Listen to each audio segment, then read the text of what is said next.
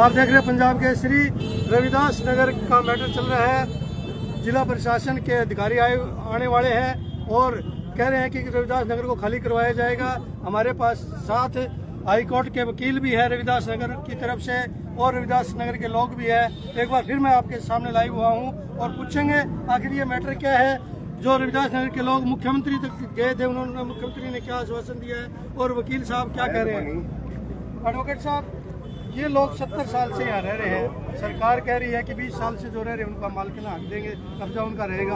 आप इनका केस लड़ रहे हैं, आखिर इस केस का क्या है आखिर? असल में बात ऐसी है जी कि इन लोगों का काफी पुराना कब्जा है इस एरिया में, 60-70 साल का कब्जा है लगभग। कौन है भाई? जब इन लोगों को रहते हुए कम से कम 19-20 साल हो गए थे, तब किसी ने ये जो खसरा है ये पूरा HSVP को बेचा था। उसके बाद HSVP ने अलॉटमेंट के लिए ऑफर निकाले थे जी, 100-110 बंदों को प्लाट ऑफर किए थे। उसके बाद जब कब्जा देने की बात आई तो HSVP ने इस बात के लिए मना कर दिया था और उन लोगों को कह दिया था कि आप लोगों ने जो भी अपना एडवांस जमा कराया उसको वापस ले जाओ। उनमें से 4 लोगों ने वो एडवांस वापस नहीं उठाया और उन्होंने हिसार कोर्ट में महावीर एंड अदर्स नाम से केस किया जी HSVP के ऊपर। उस केस को HSVP ने ज्यादा डिफेंड नहीं किया, जो मेरे को सुनने में अभी आया है। और एक बात और बनती है जी, CPC के हिसाब से, ऑर्डर 1 रूल 10 के हिसाब से, जो मालिक पोजेशन में होता है, जो कब्जे में होता है, उनको पार्टी बनाना बहुत जरूरी होता है केस में। जो यहाँ के लोगों को नहीं बनाया गया, इन लोगों को पता ही नहीं था कि इनकी जमीन के ऊपर केस किया गया है। हिसार कोर्ट ने महावीर के पक्ष में फैसला दे दिया। उसके बाद जब एग्जीक्यूशन की बारी आई तो ऐसा सुनने में आया कि महावीर के जो भाई हैं प्रदीप, उन्होंने अपने नाम से केस हाई कोर्ट में डाला। हाई कोर्ट में कंटेम्प्ट पिटीशन डाली गई HSVP के ऊपर, जिसपे HSVP को हाई कोर्ट ने 23 फरवरी 2026 के अपने ऑर्डर में HSVP के जो चीफ एडमिनिस्ट्रेटर साहब हैं उनको इन पर्सन अपीयर होने के लिए कह दिया गया। तो HSVP ने इस बीच में कार्रवाई नहीं करी, इनको इक्के दुक्के नोटिस भेजे जी। इनको पूरी बात उस तरीके से नहीं बताई गई थी। अब जब इन पर्सन अपीयर होने की बात आई है तो यहाँ पे वो सीधा हमें सुनने में आया कि प्रशासन इस पूरी बस्ती को तोड़ेगा 4 प्लाट के लिए। लेकिन इसमें बात यह है कि माननीय न्यायालय ने कहीं भी ये नहीं कहा कि इस बस्ती को तोड़ा जाए। इनफैक्ट 1986 का एक केस सुप्रीम कोर्ट का है जिसमें यहाँ के 10 लोगों ने जो है पोजेशन के ऊपर केस किया था। उसमें सुप्रीम कोर्ट ने इन लोगों के पक्ष में फैसला दिया था कि इनकी पोजेशन के साथ छेड़छाड़ ना करी जाए। अब क्योंकि इन पर्सन अपीयर होना है, हम अधिकारियों की मजबूरी भी समझते हैं कि उनको कोर्ट में जवाब देना है, तो उसके लिए वो ये कार्रवाई करने के लिए आज अपना पूरा तंत्र लेके आ रहे हैं। मगर उनसे हम इस ग्राउंड पे हम कुछ टाइम की रियायत मांगेंगे क्योंकि यहाँ पे देखो जी, पढ़ाई लिखाई का थोड़ा अभाव है, लोगों को कानूनी चीज़ों का उतना पता नहीं है। कल जो हमारी मीटिंग में बात हुई है उसके हिसाब से हम लोग उनसे इतना टाइम मांगेंगे कि जो महावीर वाला फैसला है हम उसको चैलेंज करेंगे हाई कोर्ट में। चैलेंज करने के बाद जो कंटेम्प्ट पिटीशन चल रही है जी, उसको हम DV के सामने चैलेंज करेंगे, उस पर स्टे मांगेंगे, ताकि कुछ टाइम के लिए जो फैसला इनको पार्टी बनाए बगैर और इनकी बात सुने बगैर, जो कि नेचुरल जस्टिस के सिद्धांतों के बिल्कुल विपरीत बात हुई है, उस चीज़ को हम हाई कोर्ट के सामने रखें। और हम पूरी उम्मीद करते हैं कि फिर माननीय न्यायालय से हमें जो इन लोगों की जो इतने साल की रिहाइश है उसके ऊपर हमें कोई ना कोई रिलीफ माननीय उच्च न्यायालय ज़रूर देगा, क्योंकि उन तक इनके तरफ की जो पक्ष की बात है वो अभी तक पहुंचाई नहीं गई है। इस वजह से जो है ये इन पर्सन अपीयर होने की और HSVP के ऊपर माननीय न्यायालय ने जो ऑर्डर पास किया है। तो अभी हमारी सारी आज की जो मांग है वो ये है कि हमें थोड़ा टाइम दिया जाए ताकि हम न्यायालय तक अपनी बात रख सकें। सरकार कह रही है कि 20 साल तक अगर कोई कब्जादारी है जी तो उसको हम मालिकाना हक देंगे। तो ये कानूनी रूप से क्या है इस सरकार जी 20 साल से कह रही है, तो CM साहब ने ऐलान किया ही था और कल भी CM साहब के पास गए थे। तो वो तो जी देखो CM साहब के पक्ष, CM साहब के हाथ में है वो। हम तो यही उम्मीद करेंगे कि CM साहब जरूर इनको कोई ना कोई रिलीफ देंगे जैसा वो बता रहे हैं, और मिलना भी चाहिए। उसके अलावा बात यह है जी कि 60 साल से जो लोग रह रहे हैं, 30 साल का सरकार के पास टाइम होता है किसी भी कब्जे को खाली कराने का। जब इतने लंबे समय से इनके साथ छेड़छाड़ नहीं करी गई, HSVP ने बार बार अपने लेटर्स में ये बात कबूल करी कि हम कब्जा नहीं दे सकते जिनको अलॉट हुआ है, तो अब इनके साथ छेड़छाड़ करना चाहिए, इनके बिल्कुल अन्याय की बात हो जाएगी जब तक इनके लिए कोई ऑल्टरनेट ना निकाला जाए और सीधा तोड़फोड़ करना।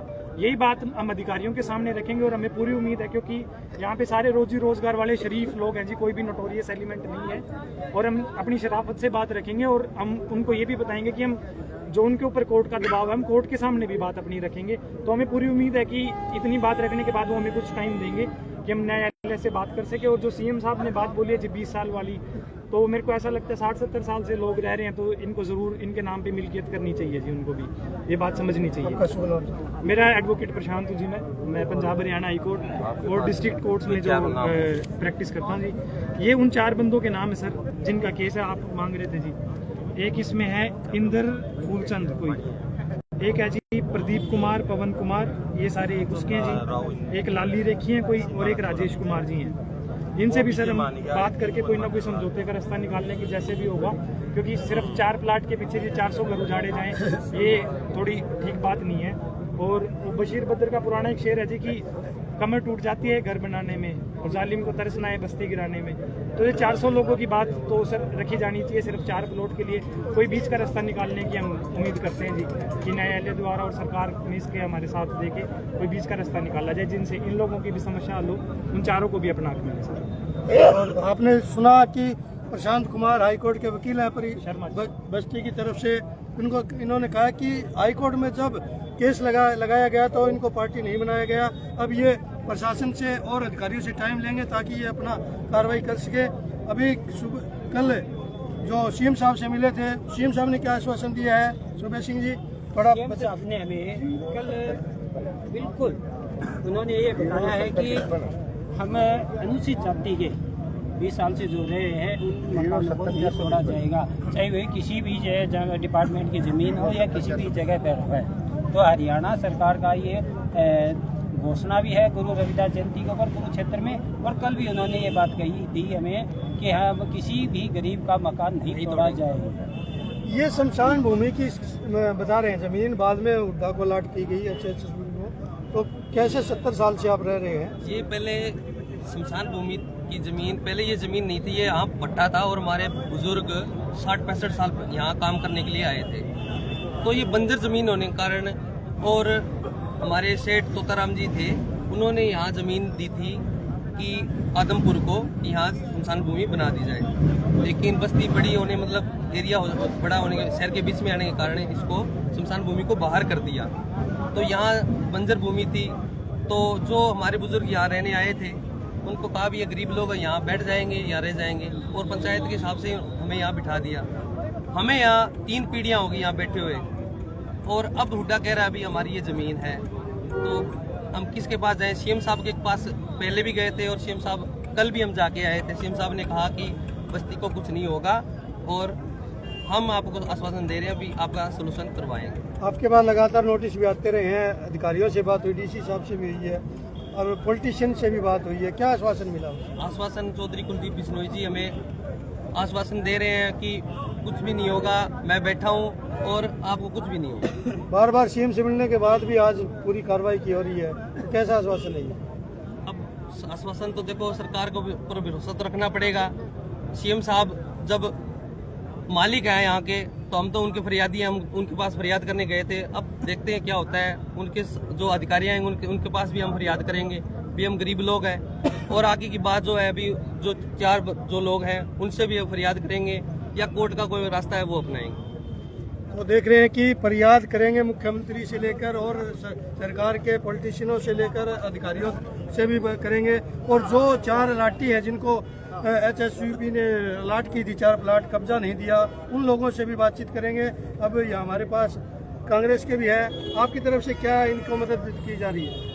तो जब ये वकील साहब ने बड़ा तफसील से बताया, यहाँ जब शहर आकार ले रहा था, शहर बढ़ रहा था, 60-70 साल पहले ये लोग आए, बसे, मजदूरी करी और धीरे धीरे यहाँ बस गए। जब तक हुड्डा यहाँ मलकियत पे नहीं था, तो ये बस्ती पहले की बसी हुई है। अब जैसे आपने भी कहा, वकील साहब ने कहा भी जो 20 साल से 20 क्यों, इनको तो 50 या 60 साल हो गए, 60-65 साल हो गए। इसी का उदाहरण मैं आपको बताऊं, ये एक आदमपुर मंडी पंचायत है। वकील साहब आपको भी संज्ञान में लेना चाहूँगा, ये इसी क्षेत्र का दूसरा मामला है। जब इस शहर के अंदर ये आदमपुर मंडी एक पंचायत है, इस पंचायत की एक कॉलोनी में तकरीबन 200-300 घर हैं, इनको तोड़ने का फरमान दिया जा रहा है। यहाँ हमने विधानसभा में विधायक को अवगत करवा के ये मुद्दा उठवाया था, विधानसभा लोकसभा में भी। इससे पहले सेम उदाहरण यहाँ 5 गांव, बीड़ हिसार के 5 गांव जो आदमपुर हल्के गए, उन गांवों में भी सरकार ने निर्देश दे दिया, वहां भी बुलडोजर आगे थे, लेकिन उन लोगों ने संघर्ष किया, केस लड़े और आज उनको मालिकाना हक की कार्रवाई शुरू हो चुकी है। तो हमारी भी सरकार से यही मांग रहेगी, जब 5-5 गाँव को दिया जा सकता है जिसमें हजारों घर हैं, तो ये तो 250 घर हैं,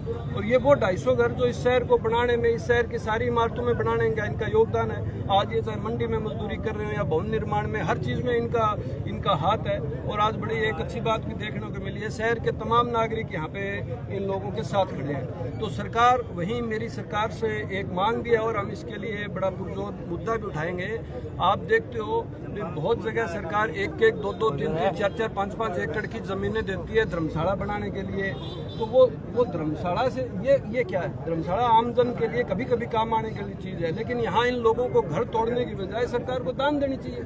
मजदूर आदमी है, कल को मालिकाना हक में, अगर हमने 1952 के रेट की मांग करी थी, हमने 1972 के रेट की मांग करी थी बीड़ हिसार के, लेकिन वहाँ सरकार ने, चीफ मिनिस्टर ने ये कहा कि 1955 के रेट देंगे, लेकिन आज वहाँ थोड़ा गलत चल रहा है, 2000 के रेट लिए जा रहे हैं। उसमें संघर्ष चल रहा है कि मजदूरों को अगर हम आज के रेट दें तो ये ले ही नहीं सकते। फिर तो इसलिए सरकार इनको जिस तरीके से ज़मीनें दान दे रही हैं किसी संस्था को बनाने के लिए, किसी धर्मशाला को बनाने के लिए, उसी तरीके से मजदूरों को देखते हुए, जो रविदास जी की जयंती के ऊपर कहा गया सीएम का, वो बड़ा दिन था और बड़ी बात कही गई, उसमें सीएम साहब को खरा उतरना चाहिए। और बस्ती को भी, हम सब लोगों को भी यही करना चाहिए कि हम उनके पास जाके आएँ। और आज तक सबसे बड़ी वकील साहब ये बात चल रही है भी हम जो लोग मिल के आए हैं, मुझे पूरा नहीं जो लोगों ने बताया कि इनके पास कोई डॉक्यूमेंट नहीं है, भी सरकार से मिले, सरकार को दरखास्त दी चीफ मिनिस्टर से या यहाँ लोकल नेताओं को दरखास्त दी, इनके पास उसकी रिसिप्ट नहीं है। और सरकार ने किसको आदेश दिया, वो आदेश मौखिक है, तो मौखिक आदेश है तो कोर्ट का काम तो होगा। इसका मतलब पैरवाई ढंग से नहीं की गई। जी, पैरवाई बनाना जरूरी था। इनको पार्टी बनाना, वकील साहब ने ठीक कहा, इनको पार्टी बनाना चाहिए था। फिर सबसे बड़ी ये बात है कि 4 व्यक्तियों में, ये गैर राजनीतिक बात है लेकिन समझने की बात है, तो जो 4 व्यक्ति भी हमारे आदमपुर के नागरिक हैं, हम सब मिलके उनसे प्रयास करना चाहिए। और वो कौन है लोग, उनमें से कोई विशिष्ट पृष्ठभूमि से भी जुड़े हुए हैं, तो वहाँ ये दिक्कत आ जाती है। अभी जब वो आपके साथी हैं तो आप उनको मना लो, कोर्ट और सरकार तो बात की बात है। आदमपुर का ये रविदास का नगर का मैटर विधानसभा से लेकर लोकसभा तक उठ गया, विधानसभा में और लोकसभा में क्या आश्वासन मिला? देखो, विधानसभा में, लोकसभा में जो भी बात बोली जाती है वो ऑन रिकॉर्ड होती है। ये कल हमने जब ये मुद्दा पता लगा तो सांसद जयप्रकाश जी को और विधायक चंद्र प्रकाश जी को बता दी। चंद्र प्रकाश जी ने यहाँ तक कहा है कि सदन में, अगर अब मैं चंडीगढ़ हूँ, मैं मेरे स्तर पे बातचीत अधिकारियों से कर रहा हूँ, और जहाँ मुझे जरूरत पड़ेगी तो मैं मुख्यमंत्री से भी मिल लूँगा। ये आपकी घोषणा है, मुख्यमंत्री जी को घोषणा याद दिलाएंगे। आपने रविदास जी की जयंती पे शायद कुरुक्षेत्र में उन्होंने ऐलान किया था, तो आज अब ये ऐलान किया हुआ, ये आप एक बड़ा गंभीर स्थिति आ जाती है, डरावनी स्थिति आ जाती है। परसों से नोटिस आ गया, यहाँ पे मार्किंग करके चले गए। छोटे भी घबरा रहे हैं, लेकिन बड़े बुजुर्ग हैं, उनके दिल पे मतलब कितनी उनका बीपी ऊंचा नीचा हो रहा है। तो ये एक जनता के साथ खिलवाड़ जैसा है, भी सरकार को करना है। सरकार पूरी तरह अवगत है। यहाँ से जुड़े हुए बीजेपी के प्रतिनिधियों ने भी कहा है, भी हमें संज्ञान में, मुख्यमंत्री जी ने भी आदेश किया है, वर्बली आदेश किया है, भी हम इस काम को कर रहे हैं। तो फिर ये काम लोगों को डराने के लिए क्यों किया जा रहा है? ये नहीं होना चाहिए। जब आश्वासन दिया जा रहा है कि नहीं तोड़ेंगे, तो आखिर 3 दिन से दहशत में क्यों है ये लोग? यही प्रश्न यहाँ के मौजूद आदमी पूछ रहे हैं, बस्ती के लोग पूछ रहे हैं, और भी आमजन पूछ रहे हैं कि जहाँ 100-100 गज के प्लाट दे रही है सरकार, धर्मशालाएं बना रही है, तो आज इस 60 साल बस्ती को क्यों उजाड़ा जा रहा है? अब देखते रहिए, एक बार फिर हम दोबारा लाइव होंगे। तब तक हमारे चैनल को सब्सक्राइब करिए, फॉलो करिए और देखते रहिए।